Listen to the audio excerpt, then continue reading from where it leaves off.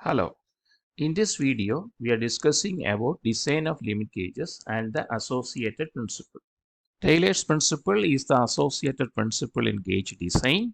It contains two statements. The first statement states that the GO gauge is designed to check the maximum metal limit, while no-go gauge should be designed to check the minimum metal limit. That will be discussed in the next session. And the second statement or the second principle or the second statement of the Taylor's principle states that the GO gauge should check all related dimensions, that is the dimension, that is the diameter, length, etc. Along with that one, we need to check the roundness, other sizes, straightness, flatness, whatever it may be. That also has to be covered with the GO gauges. But on the other hand, the no gauge should check one element of dimension at a time. Usually, most of the time, we are checking the dimension, whether it is a diameter, length, width, etc. These pictures are showing the first statement of application of first statement of Taylor's principle. The statement shows that the GO gauge is checking the maximum metal limit and the no-go gauge is designed for checking the minimum metal limit. And in this, considering this picture, this is a hole and this one is a shaft. So we can see that the GO gauge is designed to check the minimum diameter of the hole, and the minimum diameter of the hole is the maximum metal limit. And while on the other hand, the no-go gauge is actually designed to check the maximum diameter of the hole, and the maximum diameter of the hole is the minimum metal condition for a hole. And similarly, if we consider the case of a shaft, we can see that this GO gauge is designed to check the maximum diameter, and that is otherwise the maximum limit of size of that shaft, and that is the maximum metal condition. And the no-go gauge is designed to check the minimum diameter of that shaft, and that is otherwise known as the minimum limit, and that is the minimum metal condition. So the go and no-go gauges are made depends on the maximum limit and minimum limit of the hole or shaft. Depends on whether it is a hole or a shaft or whatever it may be. The go gauge is designed for checking the maximum metal limit, and no-go gauge is designed to check the minimum metal limit. This picture is given for giving the example of otherwise the explanation of the second statement of the Taylor's equation. So the second statement is that the GO gauge should check the diameter, and along with this diameter, see this one is a plug gauge, so the plug gauge is checking the diameter, and along with the diameter it has to check the straightness of this hole, and whether it has ovality or eccentricity on this hole. On the other hand, the no-go gauge is designed only to check the diameter of the hole. Now we know that what is the go gauge dimension and what is the no-go gauge dimension for a gauge. But here also we needed to give some tolerance on this go size and not go size of a gauge, because gauge is also not exempted from the problems associated with the manufacturing processes. So some variation, some tolerance also needed to be given to the gauge dimensions also. So that is known as the allocation of tolerance.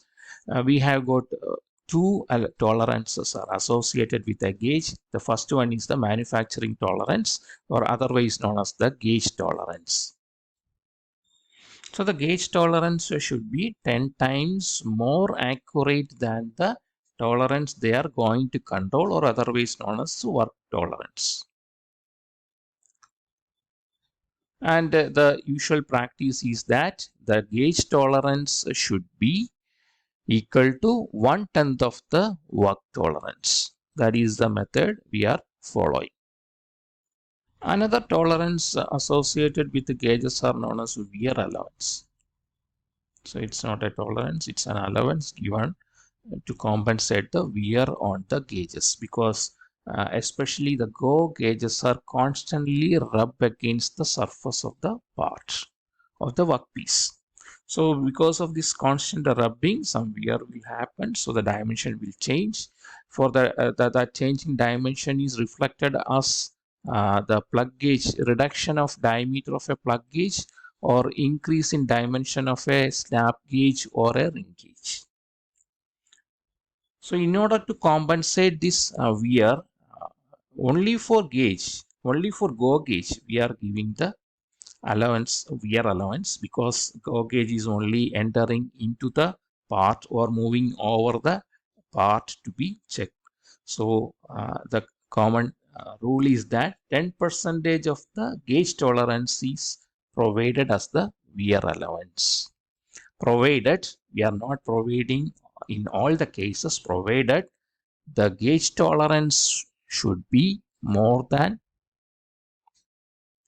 0.09 mm. Not the gauge tolerance, it is the work tolerance will be, if it is more than 0.09 mm, then only we are giving 10% of gauge tolerance as the wear allowance. Here we discuss about how this gauge tolerance and wear allowance is given for a gauge. The evolution of allocation of these tolerances come through three different systems.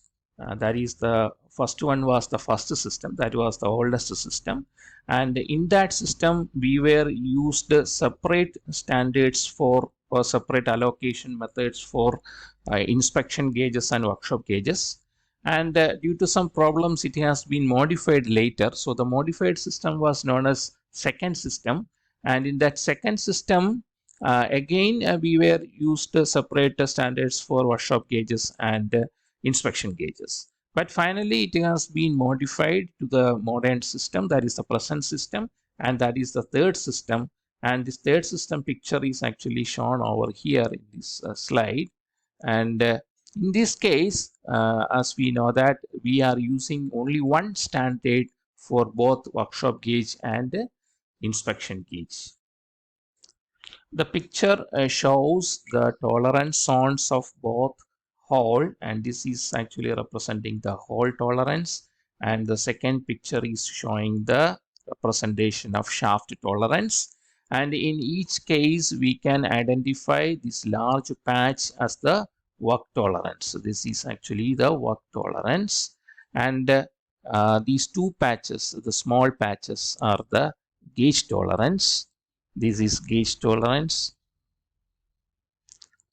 and this gauge tolerance are two, because one gauge tolerance is for no-go gauge, and another gauge tolerance is for a go gauge.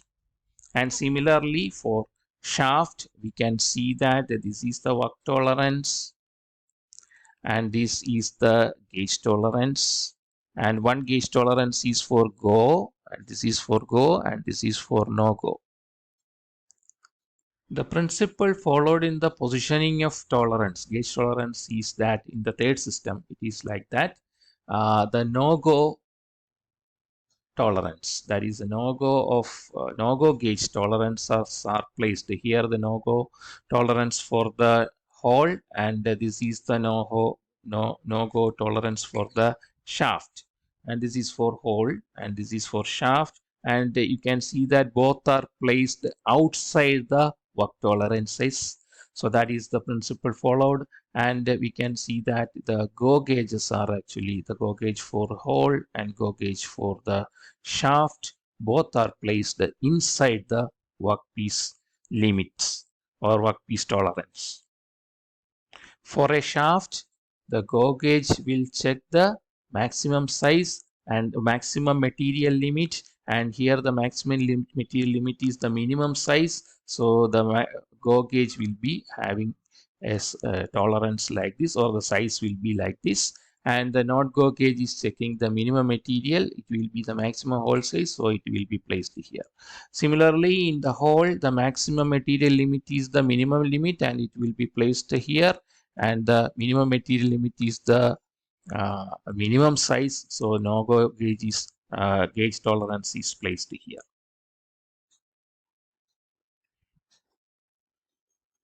And finally, we have to give the wear allowance. So the wear allowance, this gap should be 1/10 of the gauge tolerance. So this distance is the gauge tolerance, and 1/10 of that value should be given as the wear allowance for the go gauge. And here also, if the shaft is the go gauge will be here, so it will have the wear allowance will be provided over here. If it is the gauge tolerance is this much distance, 1/10 of that one is allotted as the wear allowance in the shaft case for the go gauge. So only for go gauge we are giving the wear allowances, and no go there is no wear allowances. And no wear allowance will be allotted if the work tolerance, so this distance is the work tolerance. So if this work tolerance is less than 0.09 mm, then there is no wear allowance. If it is more than 0.09 mm, then only we are providing this wear allowance. Otherwise, there is no wear allowance. These allowances are absent.